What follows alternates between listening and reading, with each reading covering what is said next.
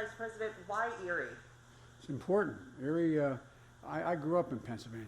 I used to be referred to as Pennsylvania's third senator because you only, anyway, to make a long story short, you know, Erie's important. Erie used to be a county that we won all the time. It was a Democratic county out here that, you know, hard-working people just like the folks I grew up with in Scranton with. And it's really important. I came back here, would have been here earlier but for the pandemic, and to earn their votes, to say, you know, we're coming back.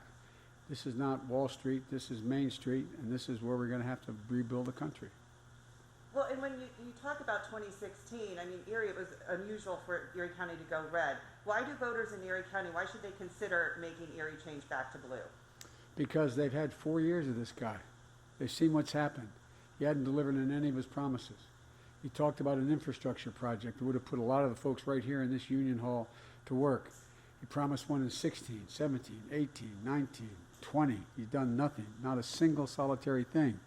He said he cared about the forgotten man, and he got elected and forgot them. He passed a tax cut that benefited not you, not anybody else, unless you were making a lot of money. Billionaires, top 100 billionaires, made $300 billion just this year, while working folks got clobbered. And so it's all about, I ran for office for 3 reasons. 1, to restore the soul of this country so we get back to some decency and honor. Number 2, to rebuild the backbone of the country, the middle class. And they're getting crushed. And he acts like he just doesn't understand it. Well, you mentioned, too, in your speech about Tom Ridge. What does that show the state of politics in this country when someone like Tom Ridge is now backing you for president? Well, I got hundreds of former Republican leaders backing me because they know this is not who we are. We're not people out encouraging militias to threaten governors. We're not people out there that are supporting white supremacists. Tom Ridge was a soldier. I mean, we're not a country that looks down on people who serve their country, calls them losers, and I mean that's not who we are. Our image and our standards have been damaged all around the world, and it's about bringing us back together. When I was in the United States Congress, I had a reputation for being able to get a lot of things done by crossing the aisle. We have to be unified, unify the country.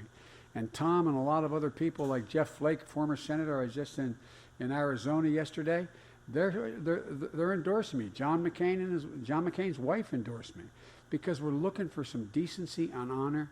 We can disagree on specific subjects, but not on the fundamental issues. When it comes to COVID-19, you look at the numbers in Pennsylvania going back up again, and then you see events like today at the White House happening.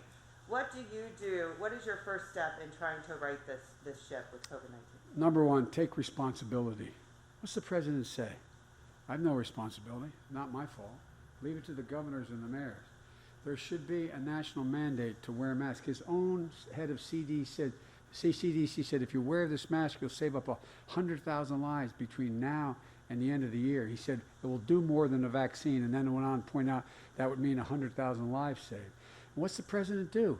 He knew back last year, the beginning of this year, that in fact it was a terrible, terrible virus. And what did he do? He's on record as saying to Bob Woodward, he knew it, but he didn't say anything because he didn't want to panic people. The only person who panicked was Donald Trump. Donald Trump. And what's he doing now in the middle of this pandemic? He's trying to take away your health insurance. He's in federal court now trying to eliminate the Affordable Care Act. 10 million people have already lost their health insurance because their companies went under and didn't have to go under, but they went under. And now he wants to take away 22 million people who have Obamacare, and then in addition, 100 million people have pre-existing conditions to eliminate it? He says none of what he says is truthful. He says he wants to preserve health care. What's he doing? He's ripping it apart. So it's time we just start to level with the American people again. Yeah, and in our final seconds here, what would you say to the people of Erie in terms of getting out to vote, and how important is this cycle? Look, whether you vote for me or against me, it's critically important to vote. We cannot let him scare people out of voting by making it sound like somehow there's going to be some terrible happen in an election place. It's just wrong. His own people, his own secretary, his own folks point out there is no worry about absentee ballots. They are not fraudulent. He sits down and writes one from the Resolute desk in the White House and sends it to Florida to vote. But you got to get out and vote. We have to take back this country. And again, if I'm elected, I'm running as a proud Democrat, but if I'm elected, I'm going to be a Democrat. I'm going to be a president for everybody, those who voted against me and those who voted for me. We are not red and blue states. We are the United States of America.